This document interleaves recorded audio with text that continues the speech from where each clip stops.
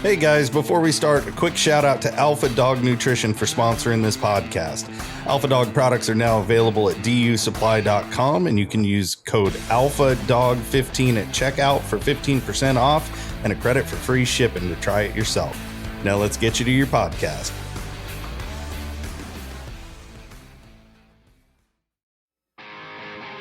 Welcome to my podcast, where we are going to talk about a lifestyle with dogs and threw in a few life lessons along the way. Whether you're a hound hunter, bird dog enthusiast, running setters, pointers, retrievers, or a flat-out running dog junkie, this podcast is for you. I am your host, Heath Hyatt, a certified law enforcement canine trainer with over 3 decades of personal and professional training and handling experience. It's time for me to pay it forward. So grab your leads, lace up those boots, and come and join me on this lifelong process of teaching, training, and learning.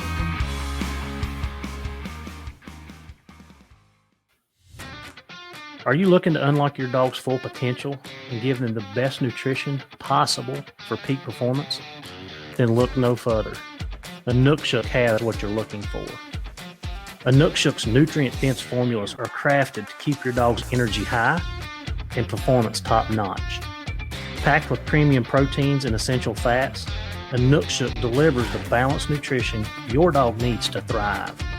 From hunting dogs to police canines, Inukshuk is trusted by professionals. Give your dog the power of peak performance with Inukshuk professional dog food. All right, so when we talk about crossing over, cross-training, it doesn't get any better than this. So, guys know that I am I love to learn. I'm a podcast nut. I listen to all types of them. And one of the podcasts that I was listening to, it's been a couple of months probably now. It was first mowing season because I was mowing. I was listening to Cameron Ford. Cameron had been on this podcast back in the early evolution of it a couple of years ago. We talked about cognitive testing. And so I still listen to Cameron. I listen to the people that he have on. And he had this gentleman on. And about 20 seconds into it, I was like, I need to know more. I need to hear more. I need to learn more. So he had on Wesley Visscher. And Wesley's from the Netherlands, correct? Yeah, that's correct. So he is, I'll give you a little background, and then I'm going to let him talk about himself. So he started a company for training dogs, and it's called Scent Imprinting for Dogs. He actually started his career as a detection handler. But as you all know, the one thing that drove me to be in the canine world at work was tracking. And Wesley has that same love, and he likes, that's what drives him too. And after listening to the podcast, we had a lot of similarities. We used a lot of the same techniques. And I think it's going to be interesting to know that he's using his dogs a lot like we do when we're hunting. And that's what interested me so much. So, Wesley, thank you for coming on. Thank you for taking time out of your evening to come on and record. And just tell the listeners a little bit about yourself, who you are, what you do, how long you've been doing it. Yes. Now, first of all, thank you for asking. So it's always an honor if someone ask you for a podcast. So when you starting to text me on Instagram, I was like also looking and stalking on your Instagram page too, because I'm always a trainer from the first time that I always go out of my comfort zone, and I learn the most if I train dogs in different disciplines. So yeah, before I was like, I do this more than 70 years with operational dogs around the world. So everyone know me normal as a detection dog handler. But then I was doing tracking before I was doing detection. So I did really research about tracking dogs. First, I track people. So mostly missing persons, criminals, or poachers. That's my target. And I do a lot of study because you can track in the middle of nowhere if there's no other human track. It can be quite easy to be locked on one track and only following that one track. But if you go to the urban environments in Europe or even in the States, it can be difficult. So then you want the dog to be like focused and systematic on the urban and that ask a specific technique how you can build that really good on. So I test before a lot in high drive, in low drive, and every time I compare it. So I train with Malinois, with German Shepherds. I train with Hanoverians, Bavarians, Gonski Polskis, like a Polish Hound. So I always even track with terriers. So I always try to train and select different kind of breeds. But yeah, as you know, it's all about genetics. So for me, I switch a little bit over in the hounds, Bavarians, because sometimes I have only like 2 weeks to train a ranger, and not everyone can handle a Malinois, especially they will look with the eyes. And yeah, if you learn them the ground track for a hound, yeah, it's so natural for them. So it's easy for a ranger after 2 weeks training to do a deployment. With a Malinois or another breed, sometimes, yeah, it asks a lot of drive, a lot of handling skills to handle that dog. So then I love the natural genetics from the hounds. And yeah, you grow up in the culture, especially in the hounds. It's unbelievable the lines you have. So yeah, for me, it's a little bit more difficult than scouting to get that right genetics for the tracking. So, and I noticed on the last couple of your posts, or maybe it was on your website, you had the it looked like the Bavarian Hound. Yes. You had two different. So do you prefer, because we had in our group, we have, well, I got to back up and tell everybody this. So let me tell you how, the dog world is so huge, but then it is so small too, because Wesley has got a connection with Jeff Shetler.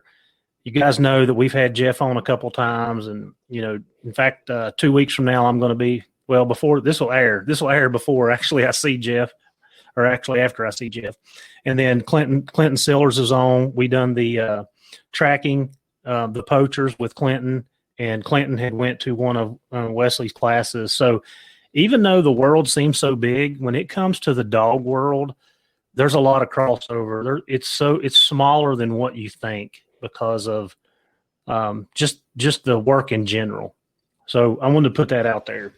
But we have a Hano Hound that we actually got from Jeff in our group, and Jekyll is 8 or 9. But I noticed that you were using, and we're going to talk about the hounds a lot because you're using them in the same aspect that we are. Do you prefer the Hano or the Bavarian? And if so, which one? Why?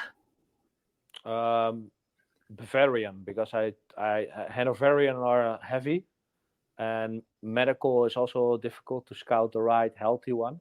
So first of all, for example, I don't know, I don't think a lot of houndsmen will do, X-ray tests. But for me, for example, if I sell a dog to a police force, the first thing what they want to know is every X-ray on everything. Mm-hmm. So the Hanoverians, I love them, but it's difficult to find, and also good genetics. Bavarians, I like the small dog.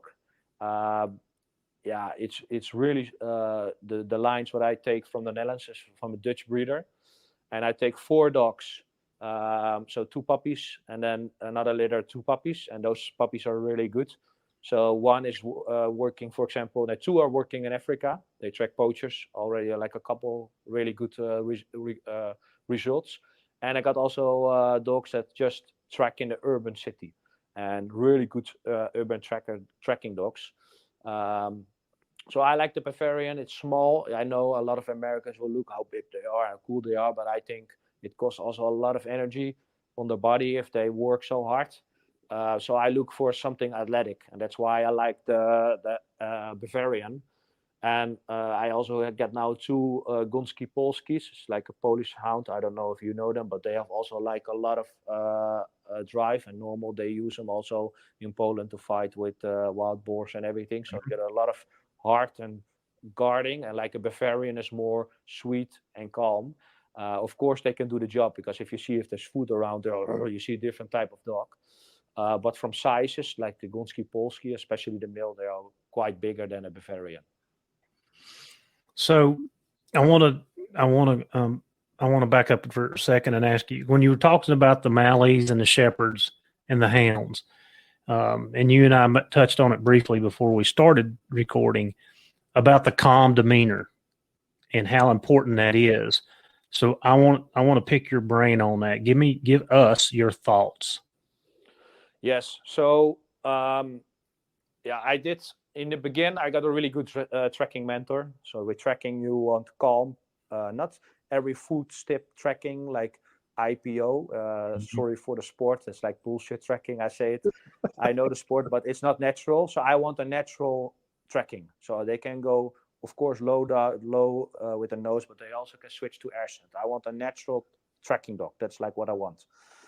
So I teach. You already say the name, like Jeff Sadler. Huge respect. I stay with him for 3 months at his house. So a really good mentor in this environment, especially if you teach in high drive. Really good. But then I've seen in an urban environment when there's a lot of other people around, and especially if I have the Ferrari, I say the really high drive dog, and I teach in high drive, they cannot think anymore. So they go sky high and they just go boom. So the first of all, they burn themselves in a lot of environments, also Africa, the burnout in the heat. And that's also like the humanity can do a lot of things. So I was like, okay, I have this really high drive dog and I teach them in high drive, but they burn themselves out really completely. And then I think about my tracking background, but also my detection background, that I use really high drive dog, explosive dog to search calm systematic.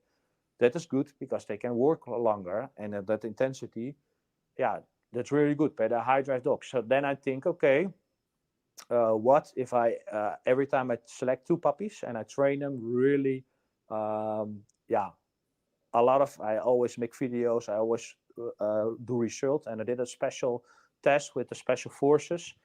They will say, Wesley, we know you're trailing and we know you're tracking. And normal, if we're sitting on the table with a man trailer and a tracker, they always complain and attack it to each other. I'm not a guy like that. I can learn from the houndsman, I can learn from everyone, from every discipline, but I take the best thing for my operational tracking dog what I train. So what I say, if I train in the middle of nowhere, or I track in an urban city with a lot of human people around that ask like a different type of training.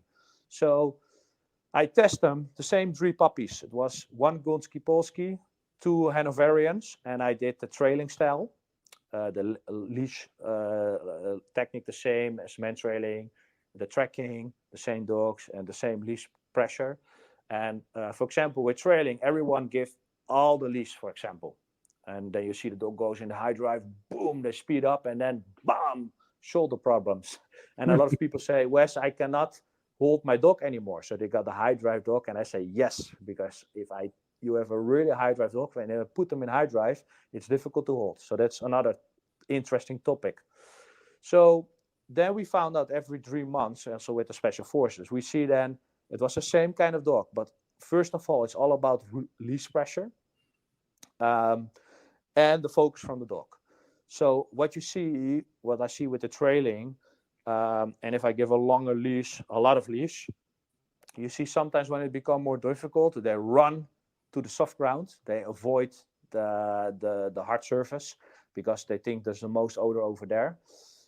And then the same dog, when I ask in tracking, and they know like, oh, maybe there's an article coming with human scent, and they don't know how many comes or when I use them, so it asks a lot of dopamine. You see the dogs are tracking like this. They focus on the ground, really calm. And that was really interesting for me. So I say now to people, before, if you do any tracking on the leash, if you start and you give them slowly like 3 meters and you see that they pick up, now you're standing your ground and you give pressure, but still pressure that they can get a little bit more leash. If you see focus, give more leash. If you see the dog's locked on the track, then you start walking with, and that gives already like a really interesting start, like a calmer start. And that calmer start is not necessary in the middle of nowhere, but if you track an urban and I want that the person, like a missing person, I go to their houses, I collect the scent, then there's another topic, match a sample. So I give them the scent from somebody that's missing, like a cell phone. And if that dog search in that dopamine in 1 second and speed like crazy, he don't take time to pick his brain to get that match a sample effect. So I see a lot of people, what I say, high drive can work against you, but what I want, I want a calm, steady, match your sample. And if my dog's sniffing time, so my dog indicate on the article, like the same as an explosive dog with focus. And sometimes they get one treat, sometimes a couple, but they really take time for match your sample. And then I give them a start. So that's something what I changed in the last couple of years. And it was a really game changer. So I was also like so many years ago, high drive. But believe me, also the same dogs can track like quite more distance if they track with a calm mind, because they don't spend their energy, sorry for my language, in bullshit, like pulling, make themselves crazy. Mm-hmm. And especially if they come to difficult things. So I see the last time when you put like a podcast about older tracks. So when I see this, I was interesting, because I think, what if you can train the hounds first like calm and steady? They can track, they can solve problems better. But if they get a lot of data in fresh tracks, and that dopamine, I think, can work against them when they become on older tracks. And then you want more minds and brain work. And that's not working if you teach in that highest drive. So teach me how would you implement that from, like, I've got a litter of puppies right now that are 8, they're 9. No, they just turned 9 weeks old today. So I think you've probably seen where I got Miguel, I got one of the remote control cars, and it lays the scent with the food tray. And I mean, I've been using it for a week. I've used it 3 times, so I don't do it every day, but I do it, I've done it 3 times so far. So how would you keep those in a low drive and still get out of them what you want without getting them amped? How do you keep them from getting amped up? So, for example, first question for me is like, do you teach them one by one, or you teach them all together? I'm running the pack, so I've got 6. Okay, running the pack. So that will be interesting. For example, if you teach with the pack, it creates extra dopamine, right? The extra that they can work together. So maybe it's also interesting for you. I don't know if you have time for that. You have always, like, if you got a litter pick, the 2 or the 3, the best litters. Now, if you spend some single time in just the track development from that dog, you will see, and I know it works, because, for example, what I say, a really good guy, what you also need to invite one day is like, what I say, you got Jeff Sadler in America, but in Africa, you got also an amazing Clinton, you say, is a really good guy, but you got also another really good, brilliant trainers like Johan van Straten. And I say he's like a legend. And he was going to America for the pack hounds, and he introduced the pack hounds to track poachers, and that was a game changer. So that guy, so I remember when he was sitting in Holland, he said, Wes, I got an idea that we can use the same techniques what the houndsmen do, but then we set them to poachers. And I say that will be like really brilliant, and it was brilliant. It's unbelievable to track results from poachers, what they get by using that technique. So that's an also good name, what I say, write down, and because it's really interesting guy. And I say, if you teach 1 or 3 pups in the basic with the track single, and then single, if they can do it with a calm mind. So, for example, what I do with the puppy, for example, if I have some, at the end, some article with food, for example, I place it at the end. I let the puppy sniff it, and I go a little bit, for example, backtracking. Now, if they understand it, I go faster back, and more back, and then they will pick up my track like really calm and steady. If you do, for example, an animal, for example, I search also in a biosecurity program for rodents, and a lot of people that train on rodents, they train to kill. So they train to kill rodents and make them crazy, the same high drive. But even my yak terrier track calm with him. I don't teach him in the beginning to kill, because it is an instinct. If it's happened, boom, he will go. I don't have to do anything for that. It's just it's genetics. It's a really good line. So I teach them the tracking with the rodent, like on the rope, in calm, and at the end he just gets his reward, the toy, but not the bite or the crazy drive, for example. But what you see then, that the dog is like really going slowly into the detail. And when you understand the track, and especially with the animals, is that the age of the track is also really important. So if you teach them already, okay, you see the basic ground tracking behavior, look also at your data, because with animal odor you can make it quite older. So you ask more brain work from the begin. I think I don't know how you do that normal, but especially track them, hold them calm, and at the end especially also hold them calm, because I think if they learn later that they can do the job, that's like I think really important.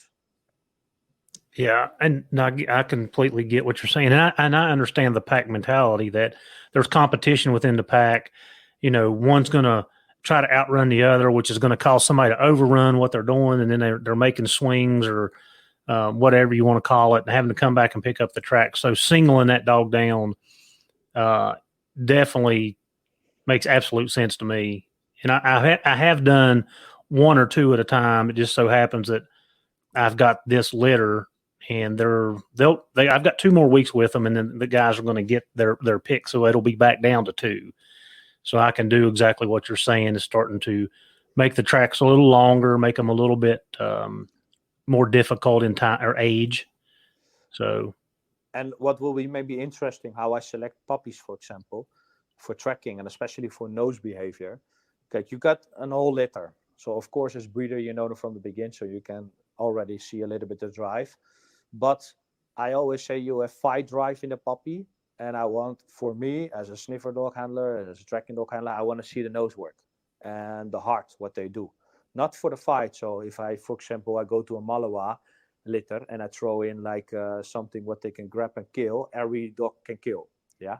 mm-hmm. But then I test the brain work and the nose work, how, if they give up, yes or no. So for example, I did some sausage on my hands and I spread it out on the ground. What you see is that the pack comes, the litter comes, and some puppy, boom, they respond on the scent, and they start to search. They come on the spot, and I make sure I spread it out, so it's really difficult to get everything. And what you see when the puppy is licking, I say I do it calm. Sometimes I do my hand back on the chest and I pull him a little bit back. Some puppies are like, and I say, okay, that's something interesting to know. Some puppies say, ooh. I say, okay, that will be maybe a nice house dog, but not something what I want. Then I pick up the puppy and I go like 2 meters, 3 meters away, and I do it on the ground. On that moment, when the puppy goes on the ground, what he's doing, he will go tracking to the spot, or you forget about it. Now, then you see some puppies go back to the spot. Then I take the same puppy and I go to the other side of the room. And some puppies, if it's too far away, they forget. So they say something. And then you see some, if you have the right one, you see they keep searching. And even when that one spot is empty, I make sure I make farther away another spot.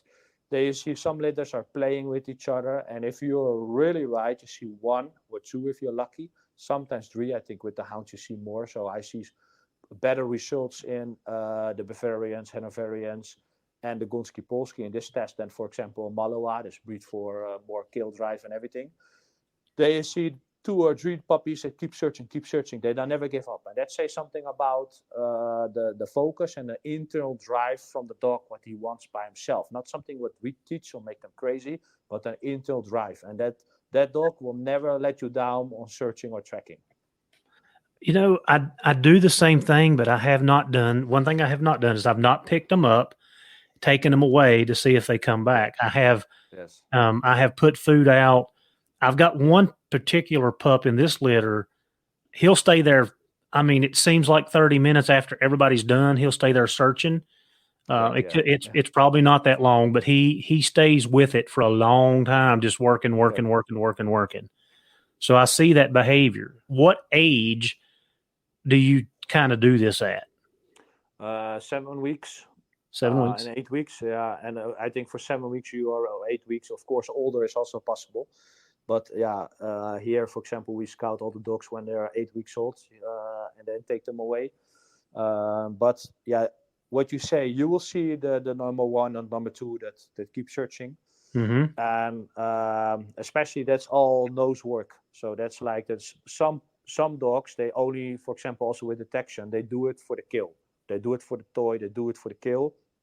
And those dogs, if it become older or difficult, they will give something up. They give a false indication, or they think, oh, it's not enough. But today, for example, it's a different discipline, but it's a little bit the same behavior. I got some spaniels. They're searching. They found the narcotics. Bam, indicate. I throw them the toy, the rewards. They drop the toy. They found the narcotics again, and they keep indicating because they love the search more than the odor. And then I train another dog that have a Malinois crazy toy drive. We don't want to release the toy, so it's a conflict. But that dog does it more for the toy and the kill than the search. And if you need to search longer and it costs some more energy, sometimes he comes to me to say, I want my toy, I want my toy. I say, no, it's all about the track, or it's all about the search. And that's, I think, really good test, even to pick them up to see, okay, and you will see quite fast, okay, this one is really good, and this one, forget about it. And I will I will say that two dogs, when you do them together with the pack, they are the number 2 or number 1 dog that you see during the puppy test. That's the leader, I will think, because that's all about the internal drive. And I think about if you scout the right dog and you start training, then you could get a really good pack. I don't know how you do it normal, if you train the whole litter and or you do selection. That's interesting for me because I don't know. Mm-hmm. So I have done, if I raise the litter, if it's mine, I usually keep them till they're about 5 or 6 months old. Okay, and then that way I have a way better understanding what I'm getting. But I have just had to go pick out a pup and say, okay, this is the one I'm taking. And I do a lot of the same things what you're saying. You know, I do the food. I use a flirt pole. I want to see the dog's prey drive. You know, how he works, and you can do that. I mean, I've done it with my pups at 5.5 weeks old is very young. You're going to get a bunch of mixed results. But I'm like you, that 7 or 8 weeks old, you got a little bit better idea of what you're picking, and you can make a good choice with that. I mean, I can't tell you the dog's going to be a world beater, right? Because you never know how they're going to end up. But you can pick out one that's got some strong genetics for what you're looking for, and then mold it into what you're doing. Yeah. So what for me it will be interesting. So you take the whole litter, and then you'll see, okay, who's the because what's for me always interesting when I see the hounds, the pack hounds, it's the number 1, 2, and 3. They do, and they communicate with each other. But I think if you do the selection, I don't know if that's possible, that you say, hey, I only scout the 2 best one. Is it then also possible that you go to another litter, maybe the same time, that you also select the 2 best ones and then you do them as one pack? Is there somebody that do stuff like that, or it's like all the same age and the whole litter, they live together, they do everything together, or no? I don't know that I understand what you're asking. So you're taking 2 litters, right? I take, for example, only the number 1 and number 2 from a litter. Okay. This one I scout as puppy. I do the test. I only take 2. For example, if there's other litters, a little bit the same, is it possible to pick up like also the 2 good ones from that litter and create your pack maybe with? Is that possible? Is that done in the normal world, or that it's always raising the whole litter and then see what's working out? For example, it's a question for you because I know little about. I only see something what I see on Instagram or on YouTube. So, but I know nothing about the training or what they normal do. Yeah. So no, that is possible. If you have if you and I were, hunting partners or whatever, and I could. Yeah, I mean, I could raise a litter and say, okay, I'm taking these 2, and then you have a litter and say, okay, I want these 2, and then put them together as a pack. Absolutely. I know there's guys out there that do kind of what I do with the whole litter. And I just enjoy puppies. I enjoy raising them, watching them mature. I really enjoy making sure their foundation is good. Environmentally, especially, like you'll see me doing little things all the time just to change up things or make them think through it or whatever. And that's from my police background, not from the hound part. I've learned all that stuff from the law enforcement side. So I enjoy it, but I mean, like I said, I went and got a single pup and, I've got a single pup that I've mixed in with this litter. She's not out of my stuff at all. She's not kin to anything that I have. And I see some differences. She's very good as far as socially. She's very calm, like what you said. She's calm, but her gaminess worries me. Like, she's not. If I take the flirt pole out and start, doing a little bit of chase, the 6 that I have, you can't get them off of it. Like, it's bam, there they are. Yeah. She's kind of hit or miss. Like, oh, okay, yeah, let's play with it for 30 seconds, and then, all right, butterfly, and then she comes back. So there is some differences, but no, it's completely possible what you're saying to do that, and everybody's kind of got their own way of doing things, I suppose. And I do things a little differently because of my background or my learning that I've done through the law enforcement. Yeah, but that's good, because what I say, if I scout tracking puppies, because I mostly I only take tracking puppies, because what you say, I love to train the pups and to develop really good, especially for the urban tracking. Mm-hmm. In my world, I only select if I'm lucky, really one first pick and a second pick, and that's it. Because also the time that I train, I only can spend this limited time. So if you see my normal tracking, I will teach them one by one to track independent on their own. And I look, okay, they're good in this, they're good in this. And then I have training protocols to make it a little bit better. So you got some dogs that really go natural deep trackers, and you got some dogs that are more air centers. So especially the air scent, that's a natural thing. But some dogs, they become so good in air scent, they track like this, like all the time. Then I say, hey, the wind is helping too much them, and if the track becomes too old or too long, then they have difficult to pick up the track. So what's also interesting, for example, I teach one dog, for example, to track poachers, but also pangoliners, like an endangered animal. So if they put them on a human track, he can track. But if we give them the scent from the pangolin, they can track. The pangolin is much easier because it's a bigger scent profile. It's like living, and it's more interesting for the dog. The human tracking is more difficult.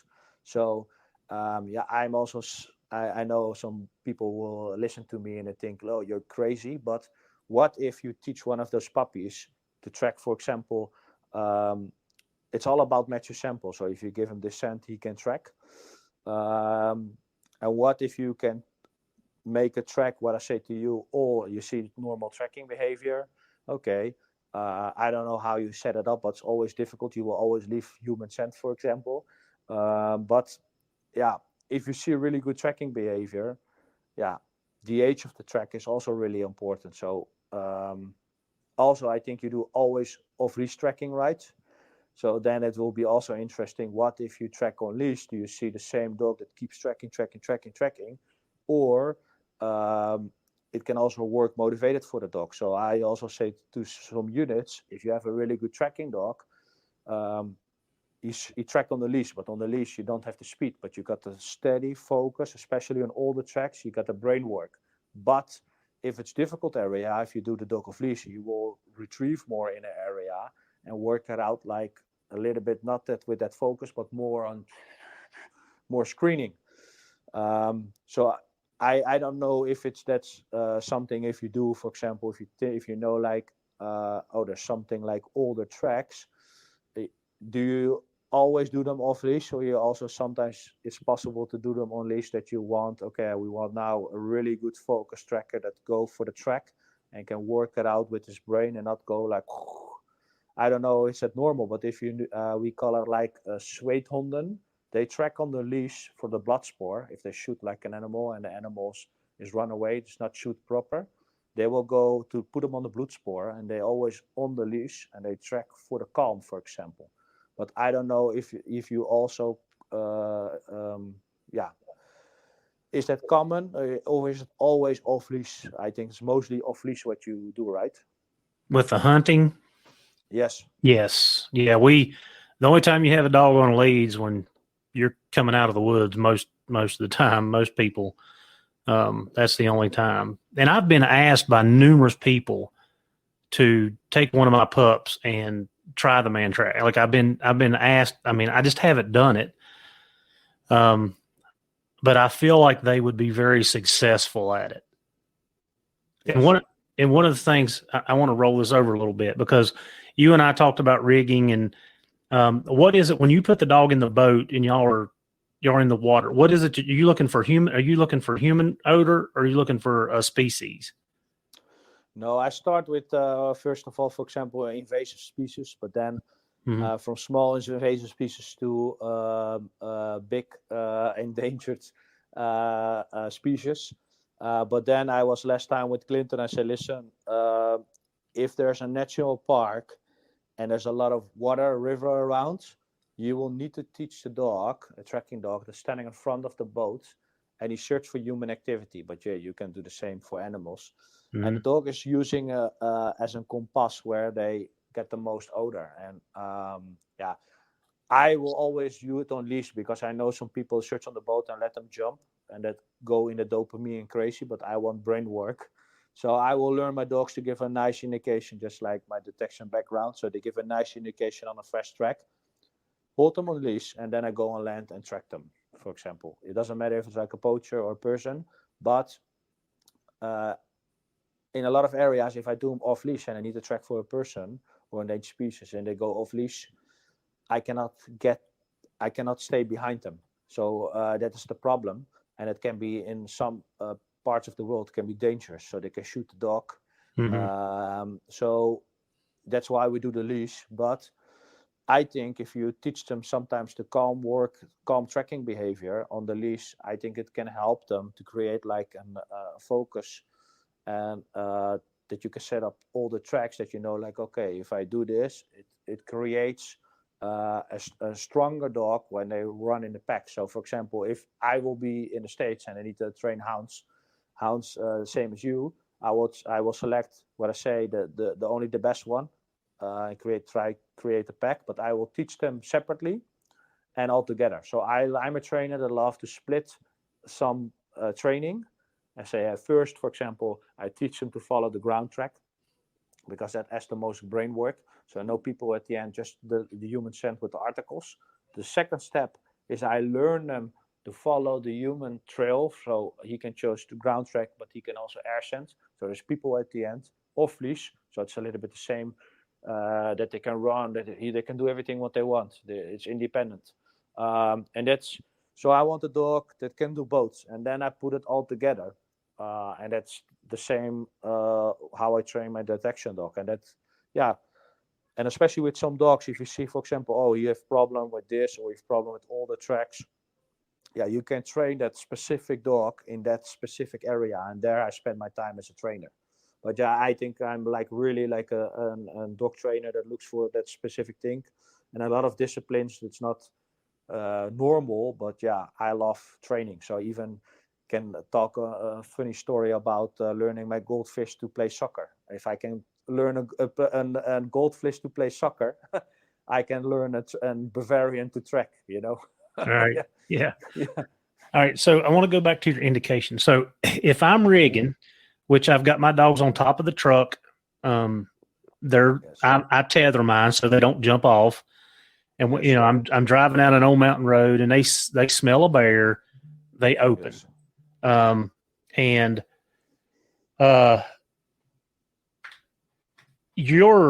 If you're in a boat, and I've seen our cadaver dogs, our human remains, HRD dogs. Yes.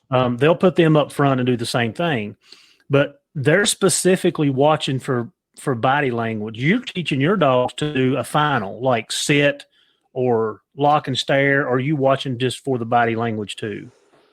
Body language, because for example, a dog can fake a final response.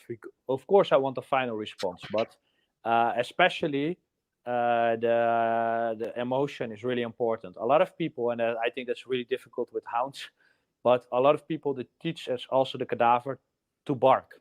Now, and I say with the cadaver dog, the last thing what you need to do is barking, because if there's a human body in the inside of the water, and you got also some humanity what you have over there, the dog can show it from far and he start to bark. When he's getting to scent, he start to bark, they cannot think.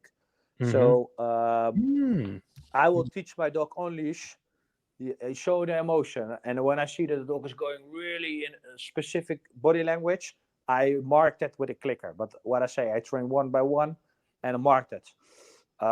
And then I create dogs that can do the same. But yeah, if you track with the hounds on the top and you see that they're responding, that's already good. But because it's a little bit easier if you search off leash, because you can release them, watch on the GPS, and you just follow. Then I say you don't have to do that. But in some cases, I say the same to Clinton, for example. When I see the dogs, the houndsmen, like on the top of the cars, I say, listen, if we can do that by the anti-poaching unit on the front of the car, that will be really good if we can use the same technique what you do. But some operational area, for example, I don't want a dog that bark, because, for example, we track a poacher camp in Asia, and we only with 4 rangers.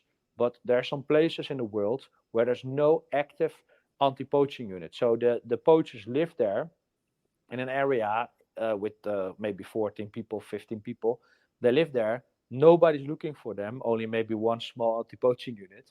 And when you go there, you run out of weapons. So it's dangerous if you bark or you're crazy. So yeah, that's what I say. That's something what I need to think about. So that's why I want sometimes calm brain work and everything. But yeah, in your thing, for example, if you see that the dogs are responding, you as a handler know also, oh, we need to go maybe on the right side or on the left side. You need to learn that behavior, because that's really important. From the moment when I start doing that, I mark that on my GPS, for example. And then when you think, oh, this is the strongest reaction, let them go. And yeah, it's all about the body language. I say a dog cannot fake that. The dog cannot think, oh, I do this. So I love the final indication is good, what I say, but I love what happened before, because reading your dog, that's the most interesting part. It's funny that one of the dog that I have now, which is one of my main dogs, he's 5. And I know his very first time that he rigged, he did not say a word, but I watched his body language and I knew he was in odor, and I turned him down, and he actually come out of there with a bear. And my daughter was with me. She's like, Dad, how did you know? And I said, I could see his body language. He, I could see, his tail, his ears, like all this stuff was telling me I'm in odor. Now, I didn't know what he was in odor of. It could have been a deer. I didn't know, but I took a chance, and, he ended up coming out of there with a bear, and he's done. I mean, that was his first time by himself, like no other help. I didn't have any help.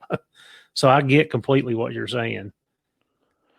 And I think if you know your dog, and some dogs become completely in silence, and you can see that emotion. So, and for example, for my detection part, I found the most things, because I look for changing. I know what the dog is doing, and sometimes it's not possible to make a final indication. And sometimes the people we're searching, they hide on a specific way that we never can be imagined, because we never do that in training, so yeah, I found it really important that you know your dog, and especially that you look at that. And yeah, that's I think our job too, to look at that.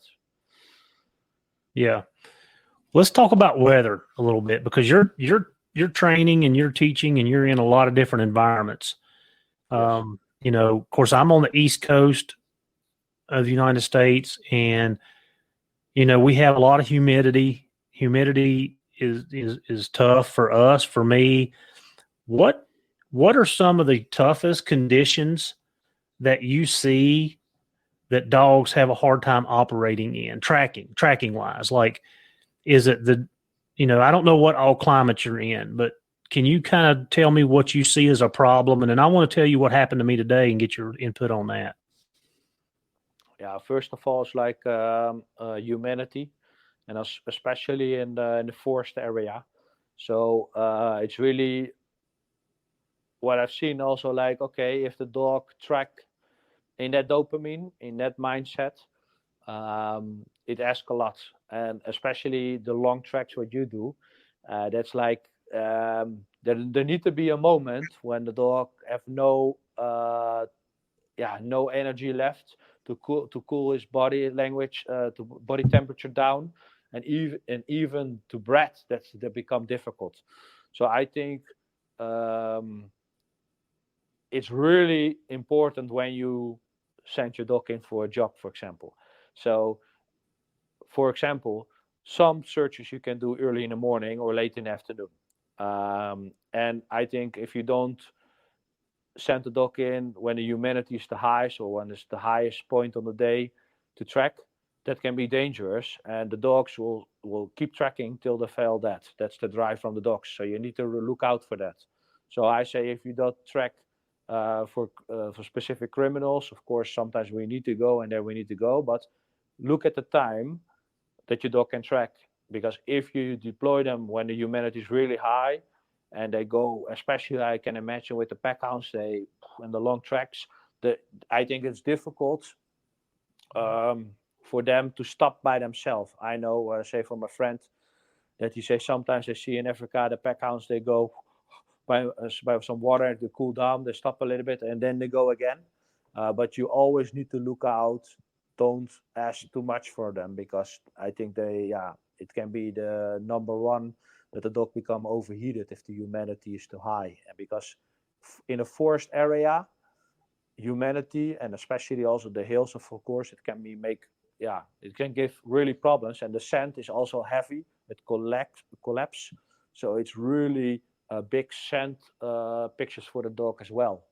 But the track can stay also longer in that type of area. So in the Netherlands, sometimes it's also cold and rain and everything. Then you see the odor, the ground track moves also faster away in that areas. And I was tracking, for example, in the Ivory Coast, there's a humidity in Africa, and the odor stayed there really long and heavy for the dog. I see my dog responding on odor so far away. It was like, I was like blow my mind. But I already see in the Netherlands that the dog can pick up like air scent from far on the boat, for example. But in the Ivory Coast, where there was like 90% humidity, the dog pick up from so far. It was unbelievable. But the scent and the forest area was holding that scent so heavy for the dog, but it was also heavy for the dog to work. Mm-hmm. Yeah. So let me just run this through. So this morning I hunted, and I get out. I've been trying to go early at daylight because our humidity, every day that I've hunted in our season so far, the humidity has not been under 91%. Every morning it's been 91 and above. So this morning I get up, I'm fixing my coffee. It says it's 57 degrees. I tap on my little weather app and it shows 100% humidity. And I'm like, ugh. So I head to the woods. I get up. I've got the dogs on top of the truck and I'm rigging around the mountain. I get a strike. It wasn't a strike that I was excited about. I turned the dogs off the truck. They went probably 300 or 400 yards before they ever said a word. And when they were opening, they were just kind of hitting here and there. It wasn't like they weren't screaming out of there. So they went over the mountain. I have to drive. I'm going to get ready to drive around, and I had my long range antenna on so I could see that they had made a big circle underneath on the south side and turned and was coming back over top. So I had to turn around and go back, and they come off the mountain. They paralleled me for, I don't know, probably a mile and a half. And then I must have turned it and it went right up a holler and treed. So I get to the tree. I mean, this is fairly quickly. The dogs were not treed 20 minutes. Like I got around, got in above them and, got down to them pretty quickly. And when I got there, my 5-year-old, like he was sitting down on his hind end and his legs were kind of not like they should have been, him sitting, and he was just barking like once every couple minutes. Like it was not good. And my little female, I mean, she was barking, but not like they normally do. So I didn't spend a lot of time there. Took a couple pictures, petted the dogs, grabbed them all up and come up out of there, got them some water and everything. Now here's something that's interesting. So when I was rigging out the mountain, I roll my window down so I can hear the dogs, and I've got to turn the heat on a little bit because it's chilly. To have the window down going out the mountain, it was a little chilly, 57 degrees, right? I go into the dogs and I walk back out, and my shirt is wet. It's 57 degrees now, but I'm wet. I load the dogs up and get them some water, and I'm headed out, and I stopped at a creek to let them get out and get in it.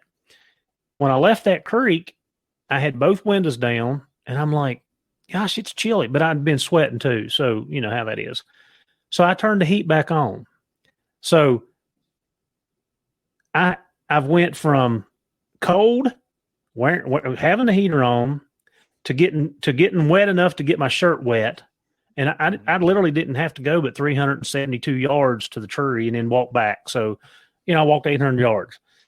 And then I get back in the truck and I'm driving home and I've got to turn the heater back on. Now, how do you explain that my dogs, and they're not in the best shape right now because it's been hot. I've been pulling them off a lot of races because I don't want them to get overheated. And I was sitting at that tree thinking this morning that if they had not a treed right there, I don't know when I'd have got my hands on them. And to me, they were already at their limit. They didn't need to go any further as far as I'm concerned because it was just going to cause damage, heat exhaustion, heat stroke, whatever. How do you explain to people that it was 57 degrees, it's cool, it feels really good to us, but yet after a little over a 3-mile race today, I mean, my dogs are absolutely gassed and almost to the point where they're wobbly. You've seen a dog get so hot that they're kind of get a little wobbly in the rear end, and how do you explain that? Now, humanity, what you say, how many percent was it? 100. 100. Yeah, 100. So that's like crazy. So another interesting thing, so people, if they don't look at that, if you know how they pick up the track with the hounds, with the barking, you need to be worried if they're not barking. If it costs so much time to bark or to communicate with, you need to be worried, because if they don't do it, that means something. So they need all their energy, everything to hold their body temperature down, or even to get air. And that's what I see also with other disciplines when I work in tropical climates or humidity is high. I say, listen, in training area, your dog give a perfect indication. But when the humidity is high, you don't see that intensity searching. You don't see that, because if the humidity is too high, the dog is fighting and especially surviving to get first air, to hold his body temperature low. And that costs too much energy, so they cannot do the natural thing. For example, the barking, the communication. When they're finally there, they're burnt out. And I think for everyone, where you don't hear them, that's something when you need to be worried, because that says something what you see. Maybe that's short track for you, but that was already asking too much for them. And that's why you need to look always. It's not about the temperature, it's about the humanity for the dogs. Yep, and you're right. When I didn't hear him barking, I actually looked on my tracker. I'm like, all right. I mean, I heard him locate. He give out a big ball. He come over into that tree bark, and of course I had to get my truck and drive around. But when I did not hear him barking, I got a little pep in my step. I got down off the mountain a little quicker because it was worrying me, because I knew the humidity was high. I knew that they had run a pretty hard race, and it worried. It just flat out worried me. But we're good now, but I didn't like it. No, and what you say, you can destroy, especially the dog, like also his motivation to search. So if you ask too much from them in the humanity, and you don't look at that, you do still you let them search. Yeah, you will see that the dog may become so negative on it that he not will track. And I know even some dogs that got on heat strikes and everything, they never become back on track because they think never. So I think it's your responsibility to think about the humanity. That's the first thing what you need to look. Okay, what's the time? Maybe I can go a little bit earlier. If that's possible, is that allowed? Because and otherwise, then one time maybe you say not today, because what I say, it's not about the temperature, it's about the humanity. Yep. And I don't think a lot of, especially hound hunters, I don't know that they pay attention to some of that. Like, I don't think they pay attention to, oh, it feels good out here this morning. It's cool. It's a nice morning. We're good. And then in reality, it's not good. Like I said, my dogs were pushed to the limit. And the environment was also the hills, right?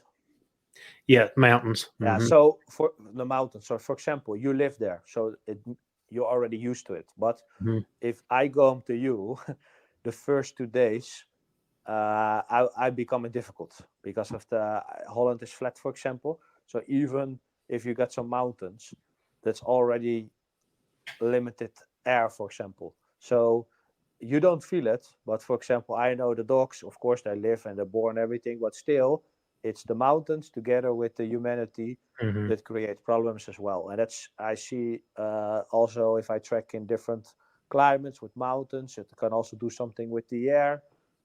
They need to work harder to work out the scent picture downhill, uphill. It's also a lot of brain work for them to figure that out. Yeah. Now, like I said, I've been paying it's been extremely hot for us this training season. I mean, we're started into I guess we're into our third week of it. Yeah, second week. Anyway, third week, second week, whatever. It's been extremely hot. I mean, the first week it was up in the low 89, 90s. And, I'm checking the humidity every day. In fact, I skipped the first 4 days just because of what you said. The weather, it was not worth, the long-term effect of a dog having a heat stroke or heat exhaustion, which then you can't take them out in the heat anymore. And, it's just it wasn't worth it to me. So I skipped a few days, and I've been very particular about the days that I've hunted since. And even though I'm trying to pick and choose the right days, it's still tough. Yes, but and as I think especially for you, it's about the season, right? Because you want to do what you want the most, and then it's like you have limited time to do. Yeah. But then maybe it's interesting to track something, maybe like what you say with people, because you can track them also another time of the end. There's no way if you can track somebody's missing or like a criminal for the police. So I was hoping, for example, if I will be in the States. And I have a good tracking dogs. I know in some areas even the police will call me because they know you can track criminals.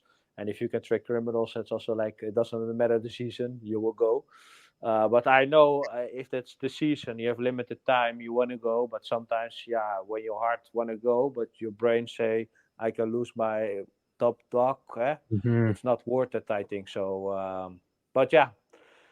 Maybe if it's off the season for you, you say, "Hey, I still can search, but then not off leash, on leash." I know that's also maybe interesting, because, I love also tracking on the leash. It's connection with me and the dog. I feel everything, so I love that that hunt for the person, for the animal. It's like I love that, and I always say, well, when it's off leash, in your car, it's easy and everything, but also especially if you feel the power, the body language, you change its communication. So tracking on the leash is also something maybe interesting to look. Hey, is it possible? Yeah, it's also off season. I can track on leash and everything. So maybe is that also something to think about for people because you still track everything. You hold them in the right condition. So I don't know what you do if there's off season. If you still can hold them in condition, yes or no. Because I don't know what the mostly people do when it's off season with the dogs. What they do. Yeah, our season is basically in Virginia. It's we got 3 months, and I counted it up the other day. So I've literally got 89 days to hunt out of the year. Oh, yeah. That's a lot. That's not a lot of time when you're feeding 12 and 15 hounds, and so I do a lot of traveling. Like I'll go to North Carolina. Their season's open year round.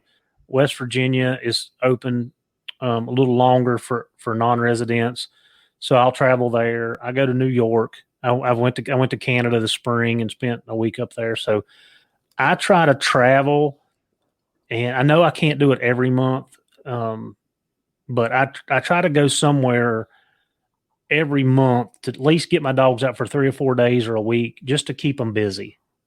Yes, that's good, but it's an expensive hobby then, eh? Yes, it is. Yeah. No, that of course, if you travel and it's possible that you can do it. But what I say, what I like, especially with my thing, especially with people, I can track every time.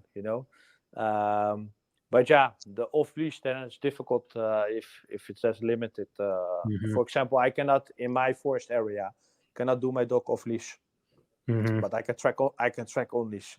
So I know it's all about rules and everything, but yeah, I don't know if you did it by the law enforcement side that you track on the leash. I don't know if you ever did it, but yeah, maybe it's also something interesting to say. Okay, what if I do off season? It's not possible to travel. If I can track with one of the dogs on leash, you can create a simulate track that you still can hold them on the right condition, because I think that even creates stamina. And then if you have the season, they can track longer, because of course you can travel to different states and hold them in that condition. That's also good. But yeah, I like also sometimes to think outside of the box.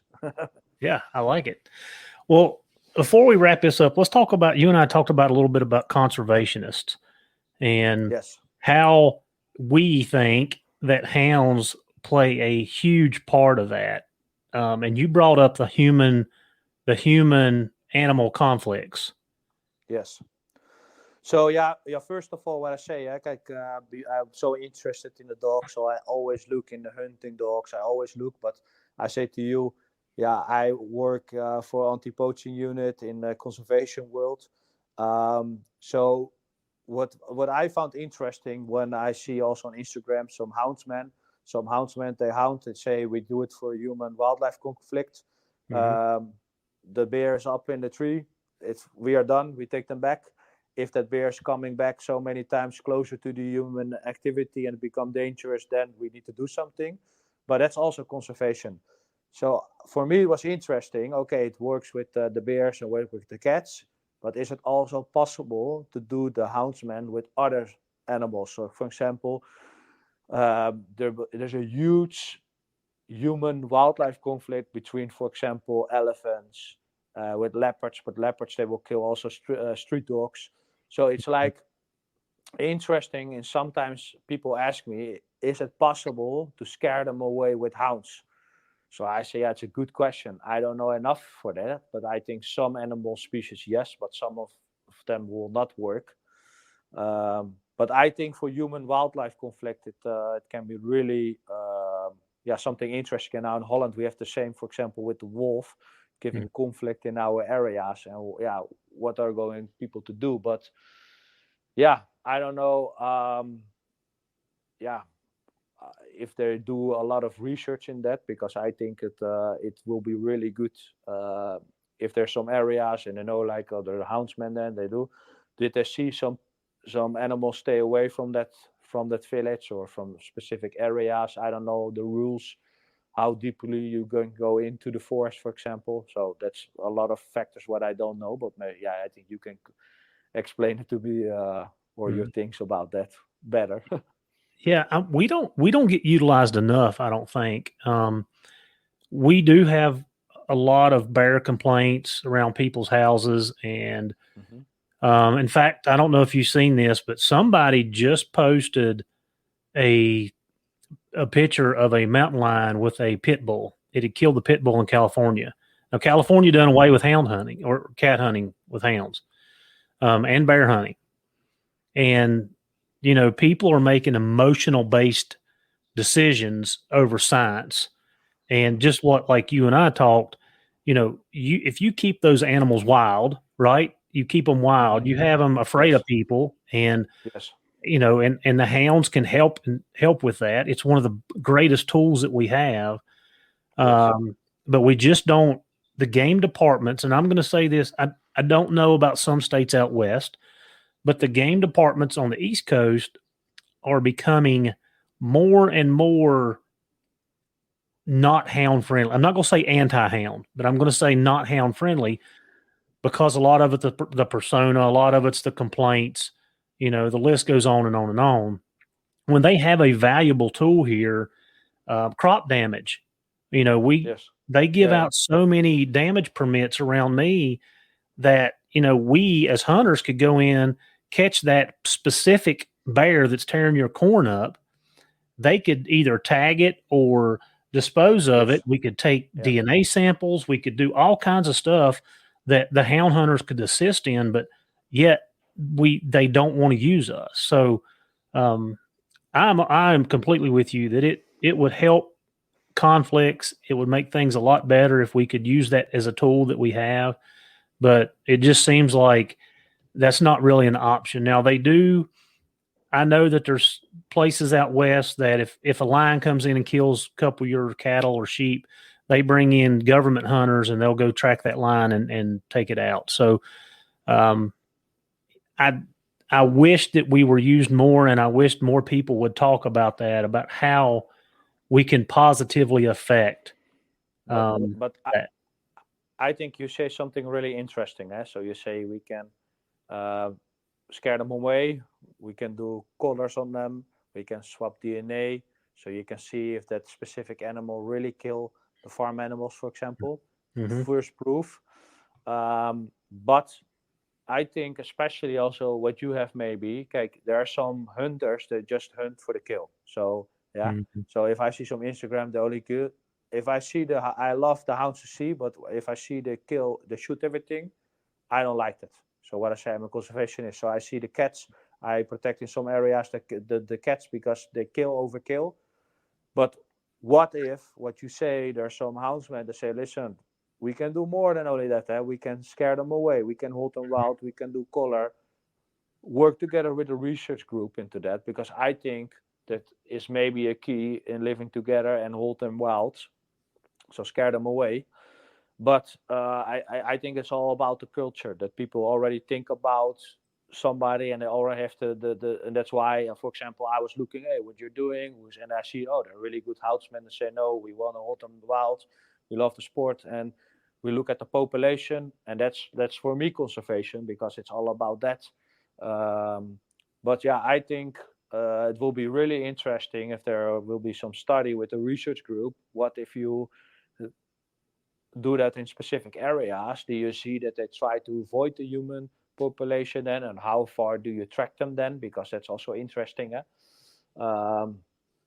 But yeah, that I think that will be a really interesting study. And is it then also possible to do it on other species as well? Because it can help and create a lot of problems also in other countries where I work, that they kill every elephant, they kill every leopard.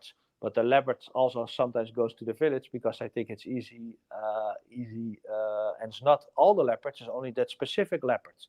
So that specific leopard that go for an easy, but they not only kill them, that leopard, they kill all the leopards, for example. And some of the leopards, they never come to human activity. They're scared of human activity. So that's, for me, really an interesting factor. But I think, yeah, it will be really good if you can do that with some research group that they can prove it, and then maybe they can say more welcome areas, because a lot of things, there's like an unknown world for people.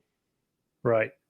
No, you're exactly right. And sometimes the money is not funded to do some of the studies that should be very important to people. So No, but I think if you have a conservation group, for example, that can be maybe interesting, because human wildlife conflict is the number one problem in a lot of areas. yes. So, and I know in America especially, it goes faster to the hunting because people love to hunt, so they will make money for the hunt. And that's what I see, like, for example, in Africa, I think, okay, yeah, that's also how you can make business, of course. But um, yeah, there are, what do you say, there are good houndsmen that can really solve a problem, I think, Mhm. if you found like a research group that, yeah, will pay for it to do it on the right way. And if you can prove it, then it can help in a lot of cases, I think. No, you're 100% correct. So Wes, before we get off here, anything you want to leave us with? Like I said, I've really enjoyed listening to your stuff, trying to follow along.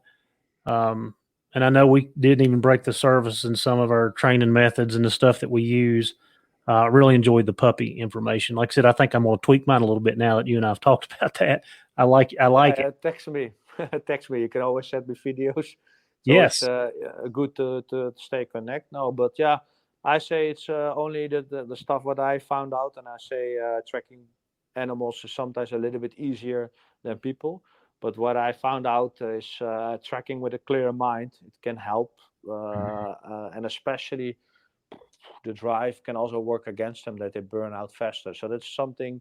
interesting to think about. And as the only information what I want to give to people that not in a position that they're luxury, that they can go to other places to hold them active with the tracking.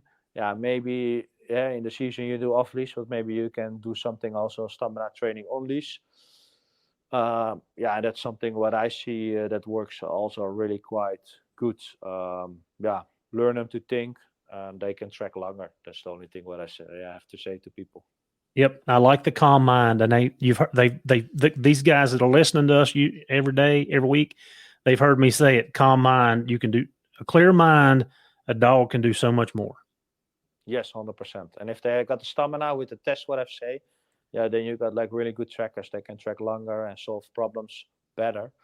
So it's I know what I say. The highway, high drive. That's something they learn me that as well. But when I do the research and see all the different dogs, sometimes if you have that beast inside, you don't want that with every single step what he does, because they burn out faster.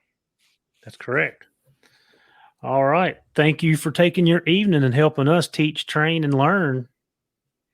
Yeah, no, welcome. I can also learn from you guys. So what I say, people, what I say, I always post sometimes with some videos what I do. So on Instagram, what I say, Visscher Wesley. On Facebook, I have too many friends, but I always upload some tracking videos and some training videos. So I'm always happy to connect, because especially outside of the box, what I say, can also learn from you guys. So that's and hold me up to date with the puppies. I will. I definitely will. Thank you. You're welcome.